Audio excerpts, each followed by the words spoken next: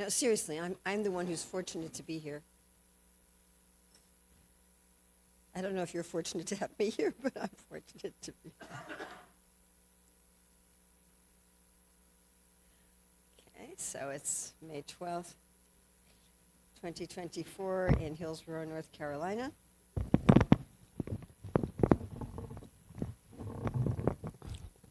And it's Mother's Day. So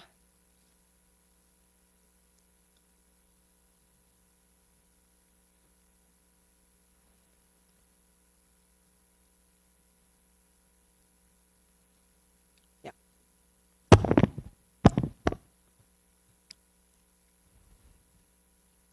So I'm going to be reading from Bhagavad Gita 9:17. If you want to.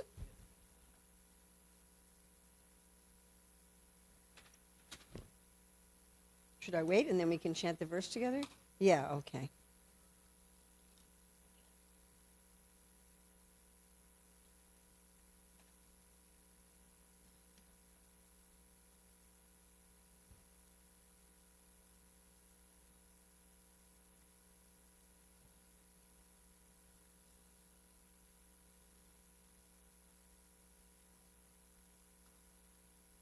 It's going to be a little different Mother's Day class, perhaps. Ready? Okay. Pitahammasya jagato mata data pitamaha vejam pavitram omkara riksamaya jurevacha Pitahammasya jagato Mata data pitamaha Vejam pavitram omkara Riksamaya jurevacha Pitahammasya jagato Mata data pitamaha Vejam pavitram omkara Riksamaya jurevacha. Anybody like to chant?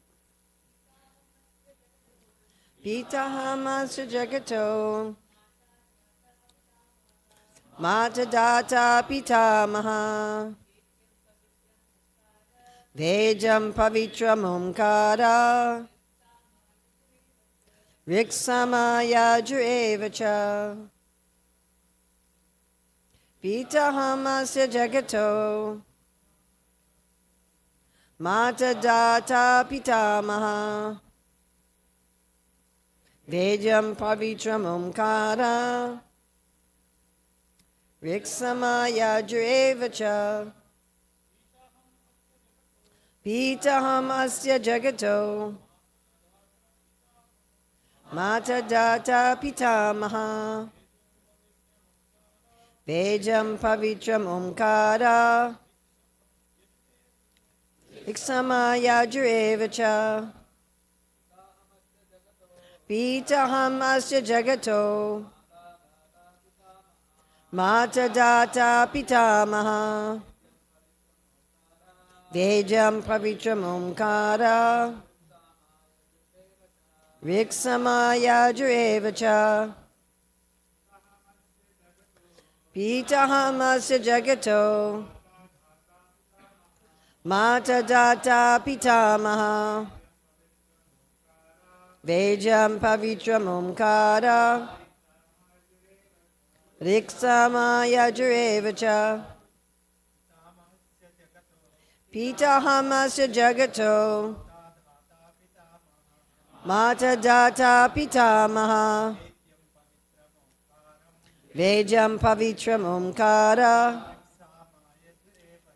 Riksamaya jurevacha Pita, Father, Aham, I, Asya, of this, Jagataha, universe, Mata, mother, Data, supporter, Pitamaha, grandfather. Vejam, what is to be known. Pavitram, that which purifies. Omkara, the syllable Om. Rik, the Rig Veda. Sama, the Samaveda. Yagyahu, the Yajurveda. Eva, certainly. Cha, and. I am the father of this universe, the mother, the support, and the grandsire. I am the object of knowledge, the purifier, and the syllable Om. I am also the Rig, Sama, and the Yajur Vedas, Srila Prabhupada's purport. The entire cosmic manifestations, moving and non-moving, are manifested by different activities of Krishna's energy. In the material existence, we create different relationships with different living entities, who are nothing but Krishna's marginal energy. Under the creation of Prakriti, some of them appear as our father, mother, grandfather, creator, etc., but actually they are parts and parcels of Krishna. As such, these living entities who appear to be our father, mother, etc., are nothing but Krishna. In this verse, the word Dhata means creator. Not only are our father and mother parts and parcels of Krishna, but the creator, grandmother, and grandfather, etc., are also Krishna. Actually, any living entity being part and parcel of Krishna is Krishna. All the Vedas, therefore, aim only toward Krishna. Whatever we want to know through the Vedas is but a progressive step toward understanding Krishna. That subject matter which helps purify our constitutional position is essentially Krishna. Similarly, the living entity who is inquisitive to understand all Vedic principles is also part and parcel of Krishna, and as such is also Krishna. In all the Vedic mantras, the word Om, called Pranava, is a transcendental sound vibration and is also Krishna. And because in all the hymns of the four Vedas, Sama, Yajur, Rig, and Atharva, the Pranava or Omkara is very prominent, it is understood to be Krishna. Pitaham asta jagato mata dhata pitamaha vejam pavitram omkara rik sama yajur eva cha. I am the father of this universe, the mother, the support, and the grandsire. I am the object of knowledge, the purifier, and the syllable Om. I am also the Rig, the Sama, and the Yajur Veda. So this is a little interesting purport from Srila Prabhupada. It's a non-typical purport because we have our Achintya Bheda Bheda Tattva philosophy that we are all one with Krishna and different from him. But generally, because Srila Prabhupada, Nirvisesha Sunyavadi, is trying to counteract the effect of impersonalism and voidism, generally Srila Prabhupada's emphasizing the difference between the living entity and Krishna. Here's a purport where he's emphasizing the oneness. And I find this a very interesting purport. As I say, it's not a typical purport. What I want to focus on here entirely today is that Krishna says he's the mother. Yes, so in every religion of the world, they understand God as the father. And of course, Krishna in this verse says he's the father. But he also says he's the mother. So I would like to look at how he's the mother, how we can understand that Krishna is the mother. And in doing so, we're going to look at all aspects of motherhood. Marriage, union, pregnancy, labor and birth, lactation, the love of a mother, providing education for children, and the lifetime relationship with a child. And then finally, we're going to look briefly at Krishna's pastimes related to either being mothered or mothering. So, of course, today people celebrate ordinary motherhood. And quite frankly, ordinary motherhood is not that glorious. I mean, all species give birth, and many species are much better at it than we are. There are species that can produce hundreds or thousands of offspring, and the offspring are all very obedient. The little baby spiders all become very good spiders. None of them rebel. I'm not going to be a spider. So, in many respects, other species of life are more expert at reproduction and training of their children, training the baby penguins how to swim and so forth. So, in one sense, just being a mother is not anything particularly special. But on another hand, human birth is very special. We talked about this the other day, how when some other living entity dies, we don't take much notice of it. You know, where I stay right next to the bathrooms, there's a light on every night, all night, and so every morning there's many dead bugs. They come at night to the light and then they die, and nobody has a funeral for the bugs. You know, nobody is making some arrangement for the dead bugs. Even generally when people's pets die, there's not usually, sometimes, but usually there's not much of a funeral. But human birth is, I was thinking this, you know, I just had a birthday, and why do we celebrate birthdays? It's glorious to get a human birth. It's actually, you know, being a human mother. I used to say I was very bad. I used to say I was my mother's Mother's Day present. It's terrible. I'd say, I don't need to give you a present, Mommy. I'm your Mother's Day present.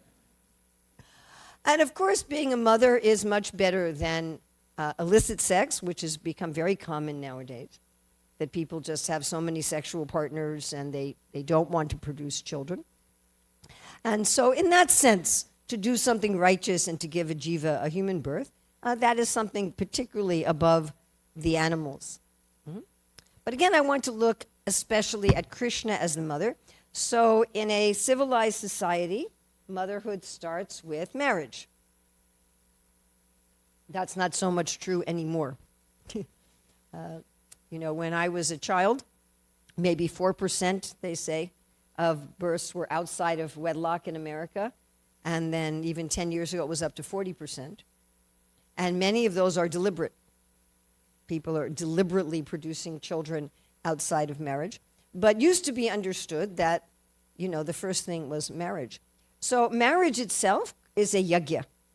And Krishna says that he is this dharmic sex life, that this marriage yajna and this marriage relationship is Krishna himself.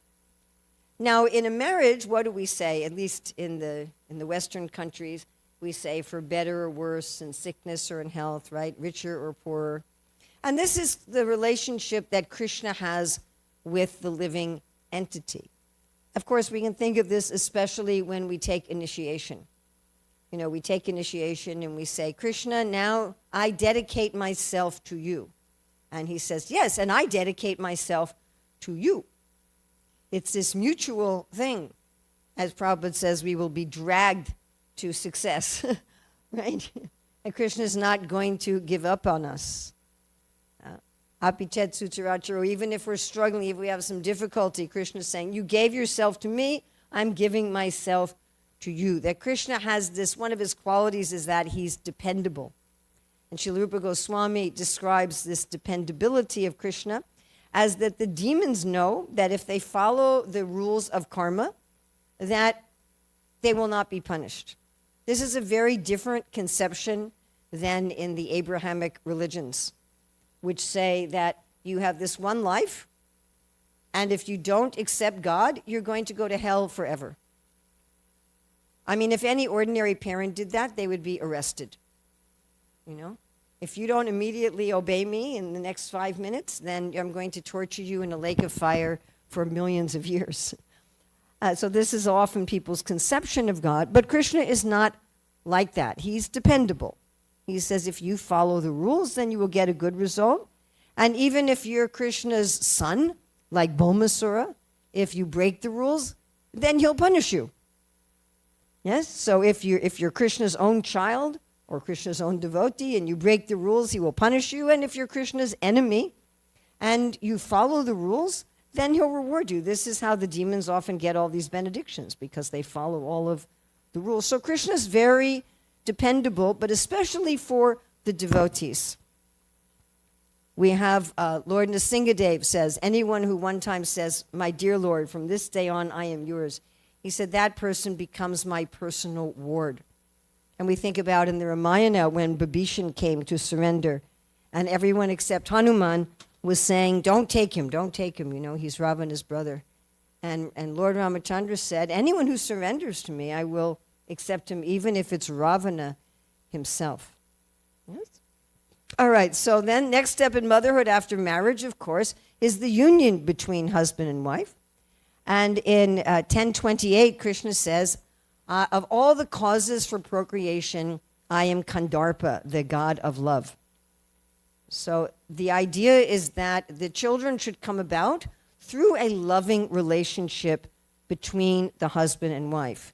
According to the Vedas, a lot of a child's personality is determined by the mentality at the time of conception. So this mentality should be loving. Right? In the marriage between Kardama Muni and Devahuti, Prabhupada writes, this reciprocation of service and love is the ideal of householder life.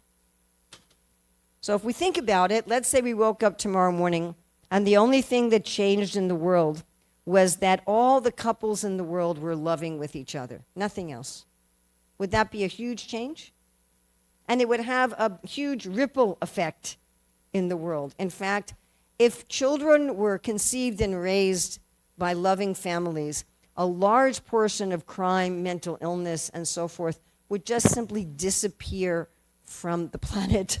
And Prabhupada also says this union between husband and wife, this is a yajna. He actually compares it to offering prasad. Right? We offer the food to Krishna, we eat it. So in the union between husband and wife, we're offering our bodies to Krishna.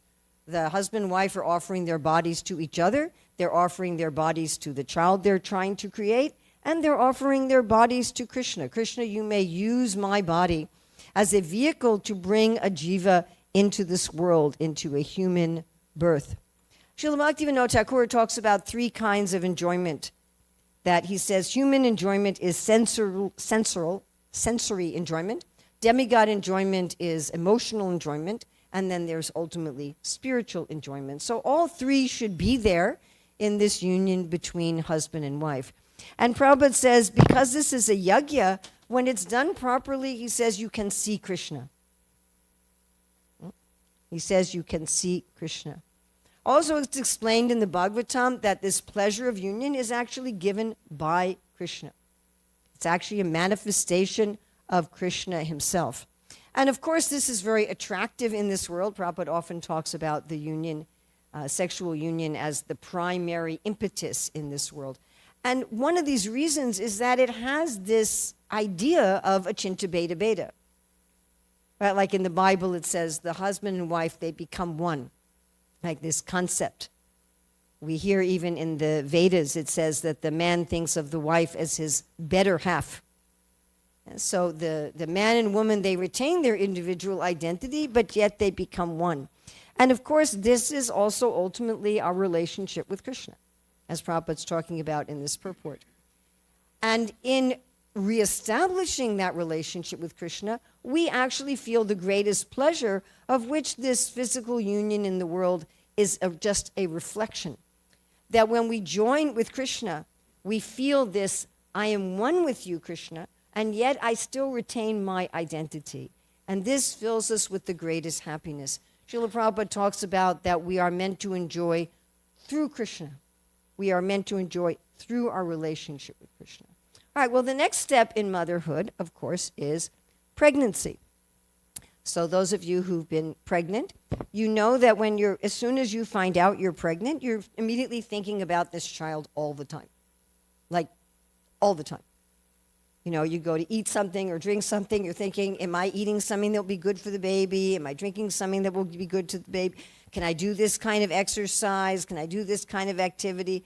It's a constant thought. And that may not be apparent to others. To others, you're just walking in the world. I mean, especially before it's obvious that you're pregnant. But even afterwards, people aren't aware of what's going on inside.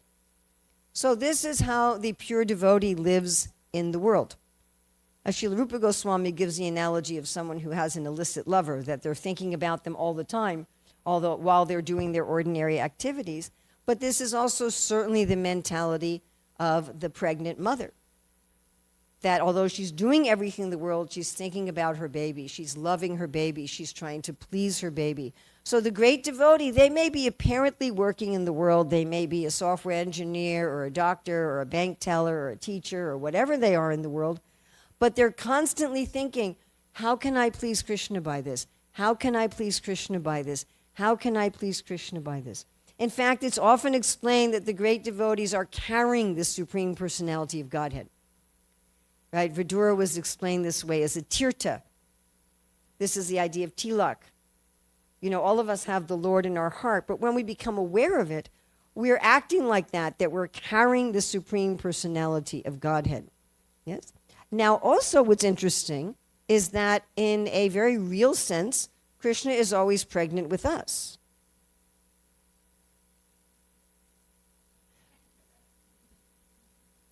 So Mother Yasoda, you know, that time when the Krishna's friends come to him and says, Mother, baby Krishna, he's eating dirt. He says, I didn't eat any dirt. You can look in my mouth and you can see I didn't eat any dirt.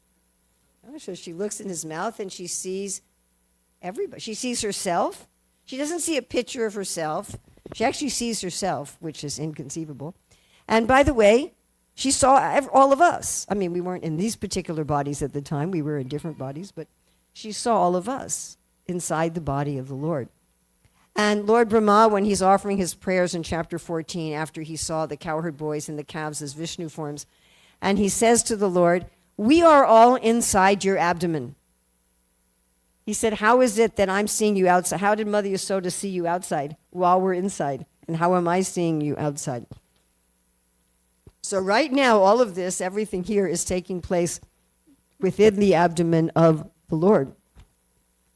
Well, that means, just like the pregnant woman is always thinking of the baby, Krishna is always thinking about us. He's always thinking, what can I do for my part and parcels? How can I show my love for the living entities? How can I do what is pleasing to the living entities? Yes? When a woman is pregnant, she really has this atma nivedanam, this real surrender. Right? An ordinary mother is having this surrender to the baby. I mean, she's really, we talk about using your body in service. So this is kind of the ultimate expression of using your body in service. Just like, you know, some of you may have a home with a guest room. Some of you may have a dedicated guest room for guests to stay. Or maybe some of you, when a guest comes, you give them one of your rooms. Right? You let the guest stay in your room and you sleep on the couch or something like that. And sometimes in some temples, people are running an ashram and have people stay. But when you're pregnant, you're actually your body is the ashram. You're putting your guests up in your own body. So this is this real atma nivedanam of the devotee when they're doing this for the Lord. And then there's labor and birth. Mm-hmm. So I had this, and it's funny, my daughter is sitting right here. But anyway, from my second and third verse, I was really, I read something in Srila Prabhupada's books in Teachings of Lord Kapila that even an ordinary man can put his mind in such a place that he'll be not disturbed even by a surgical operation. So I read this when I was in the middle of my pregnancy with Champaka, and I thought, well, I didn't really enjoy my first labor with my oldest son. I thought, let me see if I can do this time. And so I practiced meditating. We were in New York. I practiced meditating on Govinda's belt.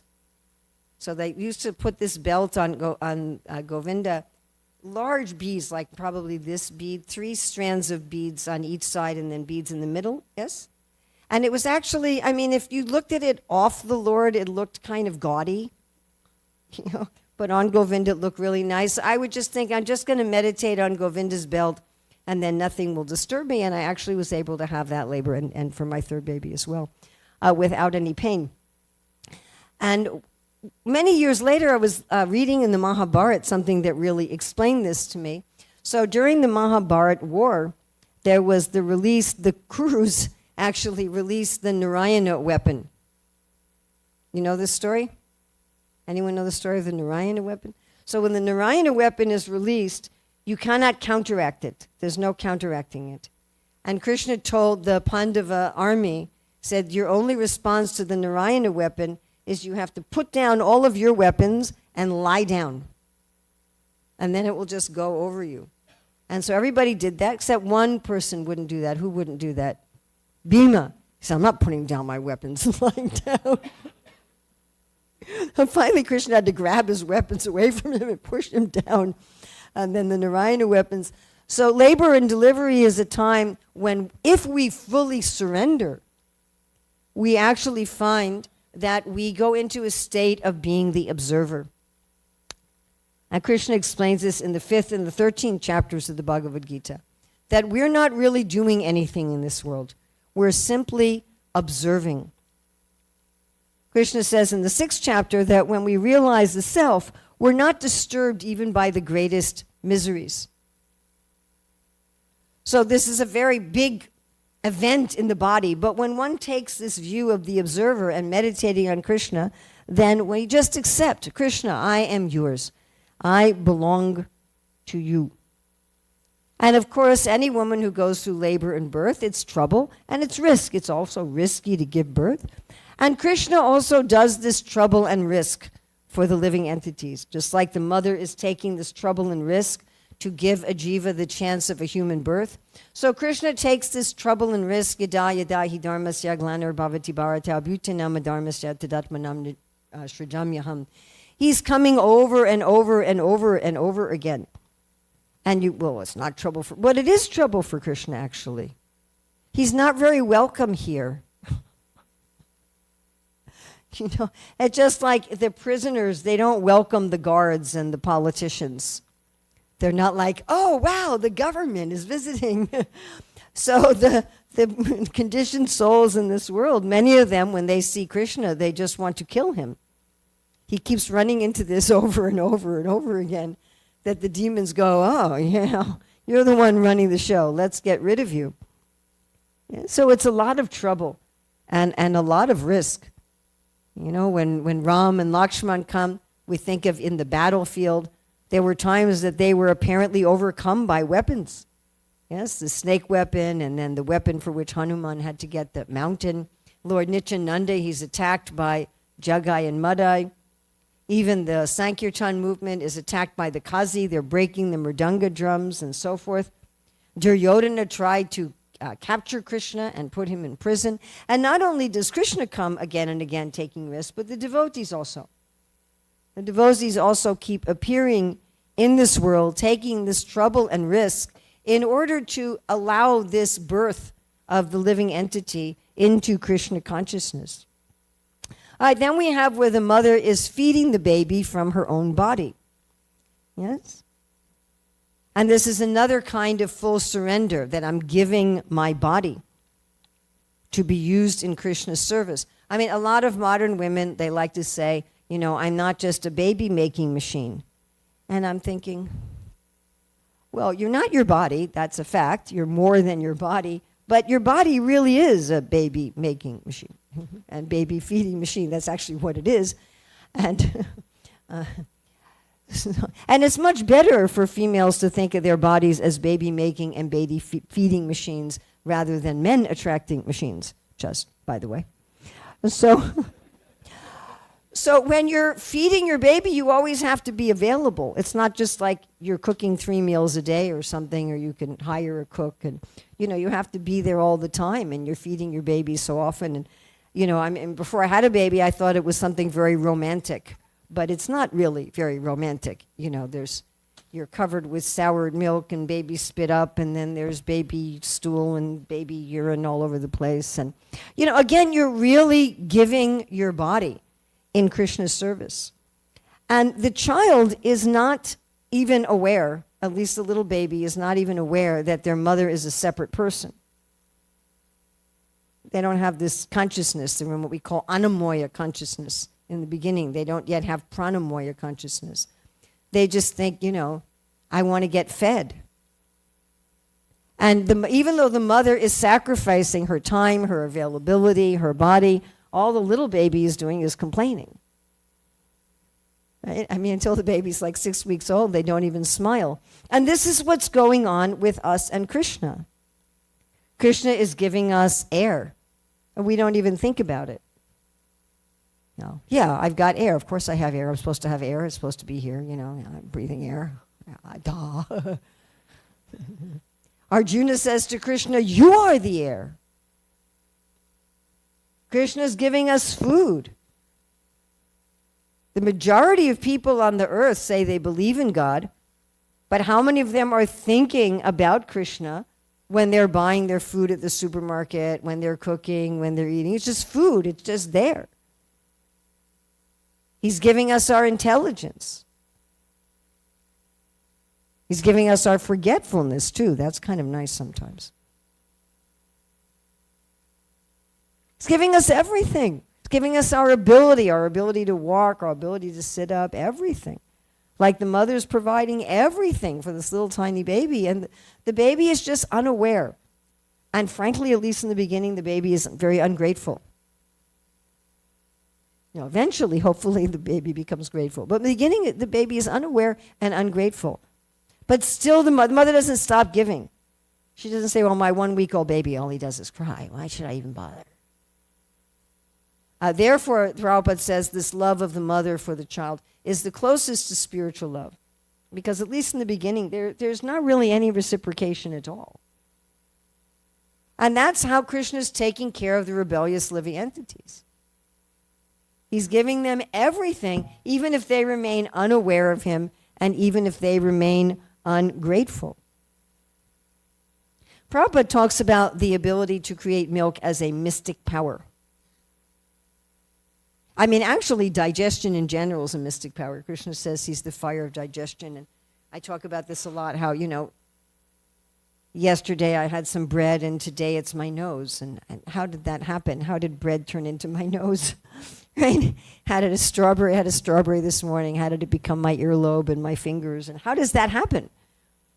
And Prabhupada says, he was talking about how everyone has some mystic power. And this ability to eat food and turn it into milk, how does that happen? Nobody knows. And Krishna is so amazing that every kind of mammal has exactly the right milk for their particular species. Like baby whales gain 200 pounds a day. There's a little different chemical composition of the milk. And the scientists cannot turn one kind of milk into another. If anybody could figure out how to turn like cow's milk into human milk, they would immediately surpass Jeff Bezos and Elon Musk in their bank account. I was listening to a Christian creationist many, many years ago. We used to collect these things for the Gurukul. And he was saying that if you take the 2 hemispheres of the brain of all the scientists working on baby formula, they cannot be comparable to a woman's 2 breasts to produce the right kind of milk. And the mother's milk changes according to the needs of the child. Do you know that women produce different milk if they have a male child or a female child? And a lot of immunity is there in the mother's milk. And of course, Krishna is providing that. Krishna says he's the healing herb. And we were talking about in Krishna meditations how the drugs and the herbs and the healing, it's coming from the breathing of the Lord and the hairs of the Lord. So also like this, right? And the food is all coming from his tongue. So just like the mother is giving this medicine and food and nourishment, so Krishna is also providing all of that from his body as well. Everything we're eating, everything we're drinking, all the medicines we're taking, this is all coming from Krishna, and it's all coming according to the living entity. I'm thinking about how when Maharaj Prithu, right, when the earth took the form of a cow, and then he said you have to provide for the living entities, and all different sorts of living entities were milking this cow, and they were all bringing exactly the type of material they wanted for their particular needs. All right, then we have general love of the mother for the child. So when Dhruva Maharaj was insulted by his stepmother, right, he went to see his natural mother, and she said to him, I agree with you, but I can't do anything for you. I'm powerless. She says, my husband doesn't really treat me as a wife. She said, he barely treats me as a servant. I don't have any power. And officially, she was the queen, but she had no power. Right? Sometimes it's like that. You go to someone for help and they say, sorry, I'm just not the right person to help you. She said, but you can go to the Lord, and he has the affection of millions and millions of mothers. And he will actually take care of you. So this instinct to protect one's child We do see it in some species with fathers, but it's particularly present in mothers. And with birds, you also see it in fathers. And then there are some animals like seahorses where the father is the primary caregiver, but that's a little unusual. But you will see among all the animal species that the mothers will sacrifice themselves to protect their child. Right? They'll lure the predator away from the nest and so forth. They'll fight a much larger, stronger animals to protect their young. In fact, the scientists say that the urge to protect the young is stronger than the urge to reproduce. And we see this, of course, in human society. People will go to great lengths to sacrifice for their children. And again, we want to bring out that this is the closest to spiritual love.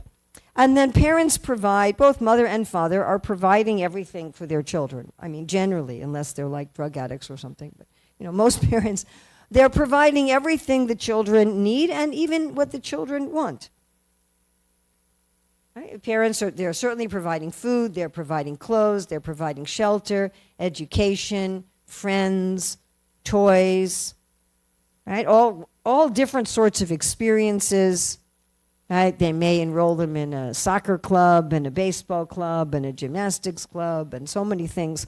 And the child doesn't need to worry about that. The child doesn't need to say, are you going to feed me? Are you going to give me any clothes?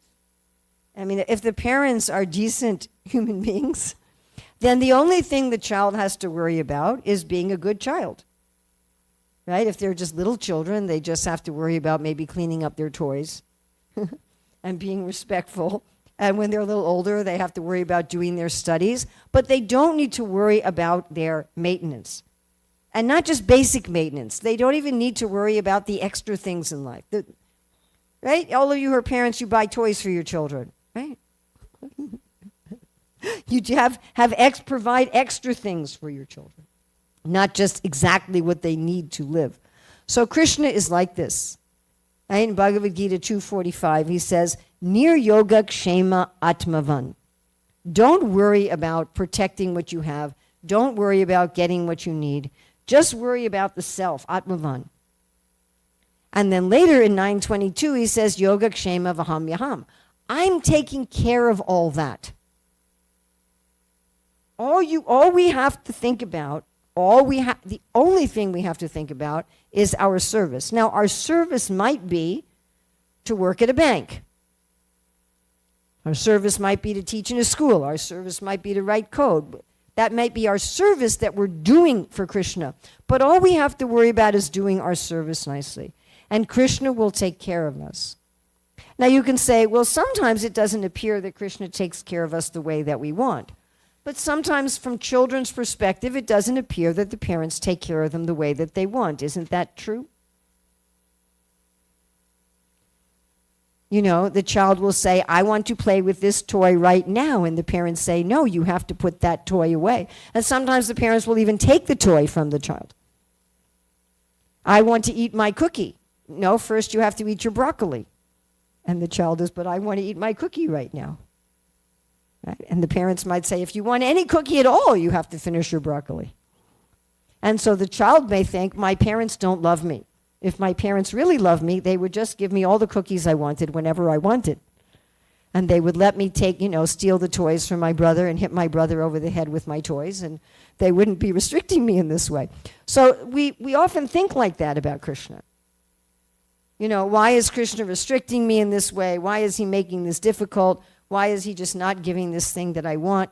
And many of us have something in our life that we've obsessed over. I have to get this, I have to get this, I have to get this, I have to get this.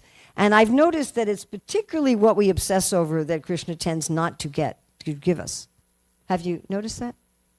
Like often the little things, right? Like just a week or two ago, I was thinking, I'd like another bird sculpture and a couple more solar lights for the garden. And then 2 days later, Guru Bhakta knocks at my door and says, Urmila, I have a peacock sculpture and 4 solar lights for the garden.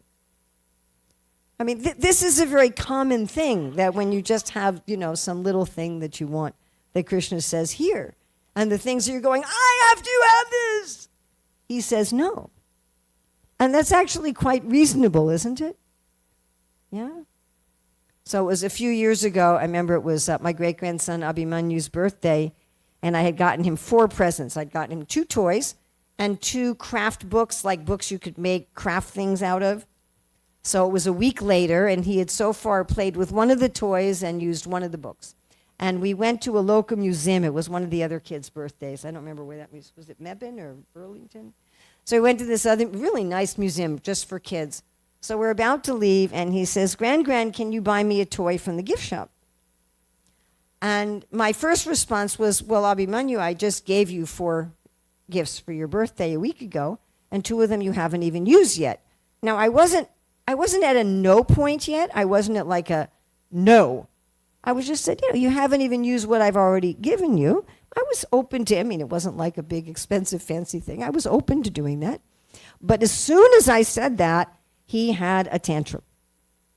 Full tantrum, lay on the ground, kicking and screaming, I want this. Then there was no question that I was going to give that to him. That was absolutely not going to happen. So I see this often with Krishna, that the things we tantrum about, the things we obsess over, the things we demand, he's like, I'm sorry, this is not the kind of dealings that I want with my part and parcel.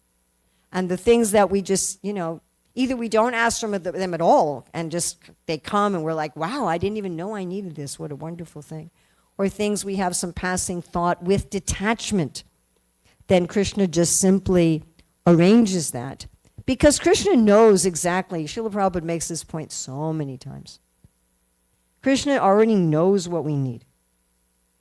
Better to ask Krishna for something than to pretend we don't want it and try to get it independently of him. He wants us to have a mood of dependence on him. But he doesn't want us to have a merchant kind of relationship with him. And none of us like that, right?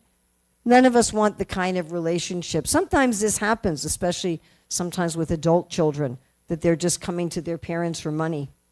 And the parents it's not the kind of, they're happy the child's calling them, but not for that. Right? So Krishna prefer we come to him rather than not come to him at all. But he wants us to just trust him, that he's taking care of our lives. And then, of course, the good parents, they provide training and education for their children. So this was the case even before there was like compulsory education in the world, that parents naturally train their children in the skills that they would need to lead a good and independent life. And of course, Krishna is also doing this, right? As we were saying before, of the things he's giving us, matasmatir jnanam apohanam cha, he's giving us knowledge, he's giving us information, he's giving us forgetfulness even when we need that. And it's so nice in 10:10 and 10:11, tesham satata yuktanam bhajatam pritipurvakam dadami buddhiyogam tam yena mam upayanti te tesham evanukampatam aham agyanajam tamaha nasayam yatma bhavasto jnana dipena bhashvita. Krishna's giving us buddhi yoga. And in those purports, Prabhupada says that even if you're part of a spiritual organization, even if you have a spiritual master, if you're not fully taking advantage of those, Krishna will help you from within. And actually, Krishna's helping everyone, not just the devotee, but especially Krishna's helping the devotee. He's giving us information, he's giving us guidance, he's giving us realization how to come to him. He's setting up our life so we meet the right people, we end up in the right places, we read the right things, we hear the right things. In general, Prabhupada talked about how he was producing Back to Godhead magazine in India, and then one man said to him, people throw away magazines. Better to make books. People are going to keep books. And then he was thinking, oh yes, my Guru Maharaj said, if you ever have money, print books. Of course, then he had no money. But he decided to switch to books, and he decided to work on the Bhagavatam. And so this way, Krishna may be guiding us in so many ways, but he's always trying to take care of our education. And what are the parents trying to educate the child for? So you may remember quite some time ago, I gave that seminar on career dharma. Maybe some of you have our book on that. How to realize what is your nature. And the idea of education is not that, well, I think my child should be a this or a that, and therefore I'm going to try to force them to be what I think they should be. But real education is that I help understand what is the nature of my child, and I help them be the best of that nature in Krishna service. That's actually what education is meant for. And Prabhupada talks about this a lot. The teachers and the parents, they're supposed to notice, oh, my child has this particular tendency. Let me give them an education in that tendency. Let me give them an education in that dharma so that they become the best version of themselves in Krishna service. So that's extremely important. Srila Prabhupada says that Gurukul is for training in higher values of life, along with specific training for a livelihood. But in the ultimate issue, our nature in this world is illusory and temporary. It's not our real self. It's not that, just because you're a banker in this life, that you're a banker in Goloka Vrindavan. Not like, I don't think they have any software engineers or anesthesiologists and things like that. So Krishna's also doing this on a transcendental level. He wants us to be who we are. A running point that Srila Prabhupada makes throughout his books is that we all have an eternal relationship with Krishna. And that is already established. It is already there. What is our relationship with Krishna? And Krishna wants to educate us so that that becomes revived, reawakened, that we wake up and go, oh, that's who I am. And there's a particular role we have in the Leelas and with Krishna that only we have. And so Krishna is bringing us through the Shastra, through the sadhus, through Guru, through all of our life experiences once we're taking up bhakti yoga to realize who we are. Krishna's not trying to, what does Prabhupada say? It's not an artificial imposition on the mind. And someone just wrote me a message today. He said, I used to try to force people to be Krishna conscious, and that didn't work. It's not something forced or artificial. It's a reawakening. It's like when you have seeds, you plant them and they become what they are. Right? Your rose seed becomes a rose. Your chrysanthemum seed becomes a chrysanthemum. It all becomes what it is. So, and this is Krishna's happiness. Just like it's the happiness of the parent to see that, oh, my child is actually learning what they're meant to learn. And Krishna is also this is his joy. People often have a very strange conception of God. I run into this all the time, that people think that Krishna wants us to be some kind of a machine. Go do this. Yes, sir, I go do that. No thought, no. But we say Krishna doesn't enjoy the material energy. He doesn't really enjoy machines. He wants to work with living entities who have their own desires, who have their own personality, who can say no, who can negotiate. Right? Where Arjuna is saying, oh, I don't know, that doesn't seem practical to me, that instruction, Krishna. I don't think that's going to work. He wants that kind of relationship with another living entity. And then, of course, the parents have a lifetime relationship with a child. Once you give birth to a child, you are a parent for the rest of your life. That you just are. Even if you're completely estranged from your child, you are that child's parent. That's one of these irrevocable relationships. Yeah? And we also have this eternal relationship with Krishna. Now, of course, with mundane parents, it only lasts for this life. Maharaj Chitraketu, so you may know the story, so he really wanted to have a child, and then he finally had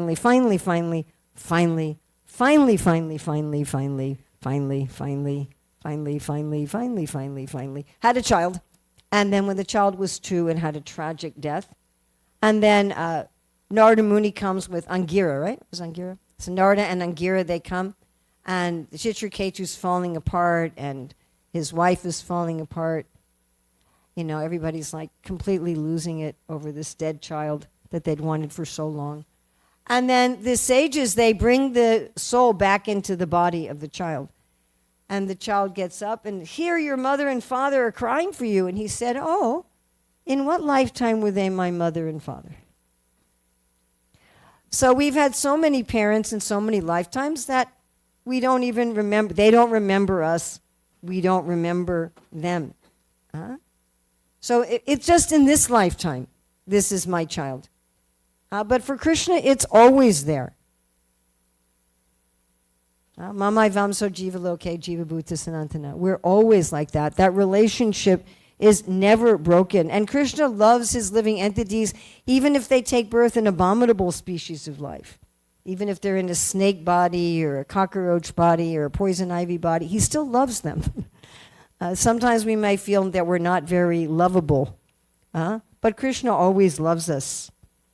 Our devotee Sadhvi, who lives here, she told me one time she was out selling Prabhupada's books, and she was thinking, does Krishna really love me? Does he actually love me? And 2 minutes later, somebody came over and handed her a balloon that said, God loves you.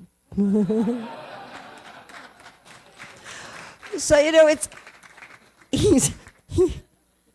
he's actually always loving us, but we're, again, like this little infant who's not often aware that he's there or what he's doing for us.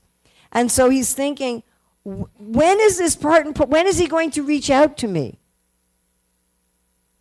Right? Like those of us who have adult children or adult grandchildren in distant cities, and we think, when are they going to call me? So Krishna's thinking like that. When are they going to call? I often bring this point about Brihad Bhagavatamrita when Gopakumar goes to Vaikuntha. And Lord Vishnu said, I was waiting life after life after life. You never did anything spiritual. And I was thinking, when is he going to reach out? When is he going to reach out? So Krishna is always thinking like that. Right? Like our parents, they've forgotten us from the last birth. Or sometimes parents get old and they get dementia and they forget.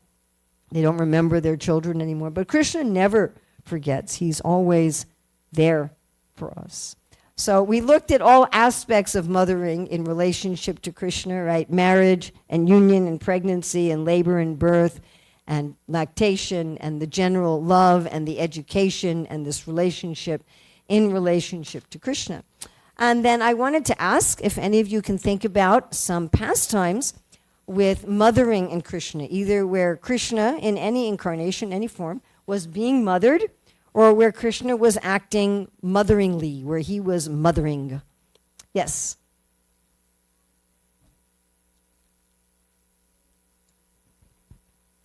Hello? Yes. Hi, Krishna. When Krishna and the cowherd boys, they mother each other when their legs are tired. They're massaging each other's legs. Yes. And very nice. Okay, somebody else? Yes, Champaka? Lord Nrsingadev, I've actually been telling, because the girls are learning a dance, I've been telling them that Lord Nrsingadev is basically what we would call a tiger mom. Except he's a lion, so he's a lion mom. I mean, he's male, but this whole class is about how he's a mother, right? So he's very obviously a mother in that form, protecting her child. Yeah, and it said that the Singadev was licking Prahlad all over his body. Like a mother cat would lick the kitten. Yes? Yes, Mother Krishna Priya? Today I heard something interesting, and it was in relationship to this verse also. And it spoke about Krishna, and then it spoke about Sri Chaitanya Mahaprabhu, and how he's holding up the whole universe. And then it even spoke about in that one pastime where Lord Chaitanya gave Milk to everyone. Milk to everyone. And how Lord Chaitanya actually is like the mother, because he's so concerned with the well-being of all living entities, and he's doing so much sacrifice, and he's trying to give pure love to everyone. And then he's feeding everyone, like he can take one mango seed and create a whole tree and feed everybody lots of mangoes. And so he's very, very nurturing, like a mother. Yeah, well, Sri Chaitanya was especially Krishna in the mood of Srimati Radharani. So Srila Rupa Goswami describes that Srimati Radharani is the personified compassion of the Lord. That's actually an interesting point that, I don't know if you're aware of this, but medical studies are often done, psychological, physical studies, are often done in the West on college students. which can skew the results, by the way, since college students don't necessarily represent the population in general, but, they pay them something and like that. And it used to be that it was done on only male college students. And so there was some research done many years ago on where do we get a sense of morality. How do we develop our sense of morality? And the decision was that the research showed that it came from a sense of justice, that a sense of justice led to morality. And it was, I think, a couple decades later that some researchers looked at this and said, this research was only done on males. And they redid the research with females, and they found that women came to morality primarily through mercy rather than justice. And so we see, like Prabhupada will say, when Krishna came, he said, first you surrender. And Lord Chaitanya says, no, everybody. It's all right, everybody. So it was more of this merciful mood, yes. I just wanted to say one more thing about Lord Chaitanya being mothered. We were just reading in the CC that he's saying farewell to all the Bengali devotees, and he especially has a message for his mother, and he becomes very emotional. It's described that he has to compose himself, as he says, actually, I took sannyas in madness. I made a mistake. I shouldn't have left my mother, but please let her know that I actually visit and eat her offerings. And he spoke of a specific time on Vijayadashami that she had made a feast for him. And when she went to collect the offering plates, they were empty. So she thought, oh, somehow I didn't put anything on the plates. So she filled them up again, and the same thing happened. And he's like, please let her know that I actually came and ate the food that she cooked, because I know that every day she cries that she's cooking and I'm not there to eat it, but let her know that I actually am. So thank you so much. Okay, we had two different people over here. Yes? It's a beautiful pastime of how the Lord protected Draupadi, in the Akshay Patra, and just one grain, and he filled the tummies of all Durvasa Munis and his disciples. Yes. That shows that. That's definitely a very mothering kind of thing to do. Thank you. Yes. Thank you, Mataji, for the wonderful class. So I think during the Treta Yuga, when Lord Ram, two occasions, I'm not sure if it fits or not, probably you can guide me there. When Jatayu is leaving his body when trying to protect Mata Sita, and then during his last moments, Lord Ram actually puts his head on his laps and is like, showing all the love. And I felt like that's a moment of motherly love that he was showing. And also similarly, when Lakshman was hit by the Shaktiman, he also does the same thing and is showing affection, is crying for Lakshman and like remembering all the seva Lakshman was doing, and that, that he was treating Lakshman as his son. Wow. I'm just thinking with Ram Leela, when Shabari, the tribal lady, she was really acting like a mother with Ram and Lakshman. I mean, that's the typical thing a mother would do, especially with young children. You taste the food first before you give it to your child. So that was kind of that food. Yes, somebody else?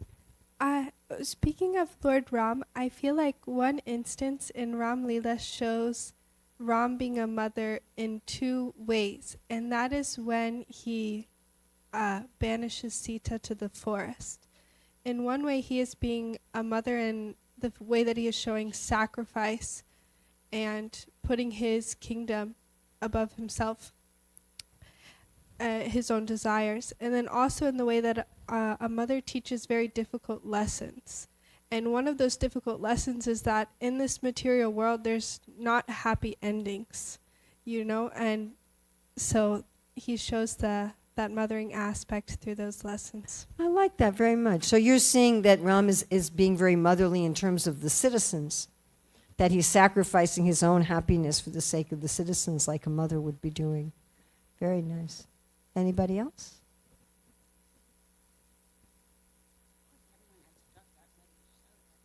Well, Mother Yasoda. And Mother Devaki. I mean, to me, Devaki's sacrifice that she makes for Krishna is beyond even comprehension. how, she sees her child briefly, feeds him one time, and then he's gone. And for the sake of her child, right, she doesn't see him for so many years, doesn't have communication with him for so many years. And always just thinking about him and not being able to have a relationship with him, but because she's so selfless in that motherly love. Yeah? I think Krishna being motherly, the best example for me is appearance of Srimati Radharani. If Krishna did not expanded his compassionate potency in the form of Srimati Radharani, I don't know where I would be. So that's how I see it. Oh, that's very nice. Yes. Krishna, but when I think about Srila Prabhupada, and when he first, opened up Matchless Gifts, and his disciples barely knew any spiritual practice, any Vedanta, and he was cooking for them and putting tilak on for them, and Washing the dishes. washing dishes, and Standing in line for the bathroom.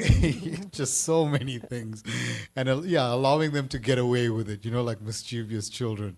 But yeah, so similar thing. Thank you. Okay, so we take one more and then we should probably end. It's after 6. During Vamana avatar, when he's measuring, I think before he started measuring, right? So Raja Bali's sister looks at him and she has that feeling that, oh, I want, to breastfeed him as my child. And then Lord decides that, why not? And then, fulfills, she incarnates as Putana, and then she fulfills. Because when he cheated Bali, then she also wanted to kill him. Yeah. She kind of switched. So And even then, still Lord decided, why not? he said, okay, well, let's do both, All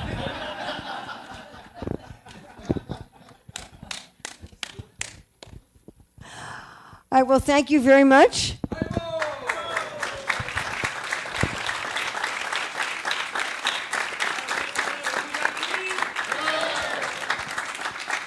Thank you again for giving me some opportunity to talk about Krishna. Thank you. Such a interesting presentation on Mother's Day. Normally we think of Mother's Day, okay, maybe she'll talk of Mother Kunti or Mother Yashoda, but it's so interesting to see the stages a mother goes through and how Krishna is actually a mother to each one of us. It's so fascinating and something that we can always meditate on the qualities of Lord Shri Krishna. So such a wonderful, powerful presentation. So thank you so much, Mother Urmila, for the beautiful presentation. Very grateful for bringing this particular aspect in our devotion. So let's give a big Hari Bol to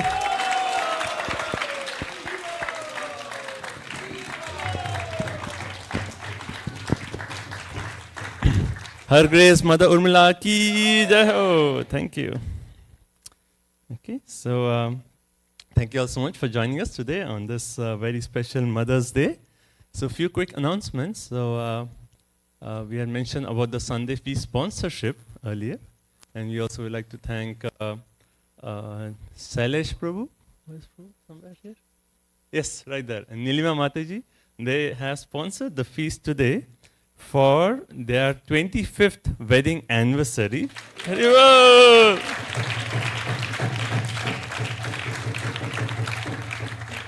And also their daughter Shivangi, she got admission into a medical school that they were hoping for. Haribol! Which medical school is this? Okay. Okay, very nice, very nice. Thank you. So let's pray for them, for the whole family, that they actually get all the blessings of Shri Shri Radha Goloka and then can progress wonderfully in their spiritual life very nicely. So let's loudly chant, Hare Krishna, Hare Krishna, Krishna Krishna, Hare Hare, Hare Rama, Hare Rama, Rama Rama, Hare Hare. Okay. Thank you for sponsoring Hare Krishna. Also, as I mentioned earlier, those who came late, our next big festival is Narsimha Chaturdashi. Shri Narsimhadev Bhagwan ki jai. So please mark your calendars, May 22nd on a Wednesday evening. The program starts at 5 p.m. with a class by His Holiness Bir Krishna Goswami Maharaj, Maha Yagya for Narsimhadev, a beautiful drama performance devotees have been working really hard to put a wonderful drama for Narsima Leela. So please, that'll be very exciting to see. And then we'll have wonderful Mahaprasadam feast. So please do join us, share this information, invite your friends, families. And also, if you like to sponsor any aspect of the festival, we have the Artik and Abhishek sponsorship for $108. You could sponsor the entire Mahayagya for $301. The flowers for the festival, $251. The Mahaprasadam feast for $301. And there's going to be new outfit for Sri Sri Radha Golokananda. So if you like, you can sponsor that for $501. Right? So if you like to sponsor any aspect of the festival, please let me know. And also, to actually prepare our mind for Narsimha Chaturdashi, on next Sunday, on 19th, right, we are going to have wonderful performances immediately after the class, all on Lord Narsimha Dev. So the drama will be on the actual day, but we'll have some wonderful performances by Mother Champaklata, and it will prepare our mind to meditate on Lord Narsimha Dev. So next Sunday will be a performance, and then on the actual day, we'll have the wonderful drama. Right? Thank you so much. And oh yeah, and you have an announcement. So Ratna Gopi has an announcement. Hi, Krishna, dear devotees. My name is Ratna Gopi. This Saturday, we are having a very most auspicious gardening seva event. So I would like to present to you all a wonderful opportunity to be in the service of the Vaishnav devotees in Sri Radha Golokananda. We're going to be planting marigold starters, starting some marigolds, and planting some vegetables. So we will start at 10 a.m. in the temple. And if you would like to arrange an alternate time to come and plant or help out in the garden another way, please let me know. There will be a post in the chat to respond to RSVP because we will be providing prasadam after the volunteering day. So thank you very much. Jagannath's Garden Ki Jai. Thank you so much, Ratna Gopi. Hare Krishna. So it's really nice seva. It's this coming Saturday, 10 a.m. Just come here and you can help with the garden. Imagine planting nice flowers and vegetables, and all that will be offered right here to Sri Sri Radha Golokananda. So if you need more information, please talk to Ratna Gopi. She's right here. Thank you. And also today we have a big sale. So when you go downstairs, we have a performance by our Govinda class of our Sunday school. And this is the end of their session presentation. So they are going to share what they learned through this entire last 4 months. And they'll have their presentation today. And then there's also a bake sale going on. So when you go downstairs, this bake sale is, we'll have donuts, brownies, cookies, Mother's Day cards. So if you like to take a card and offer it to your mother. And this is for raising money for some children's dance recital.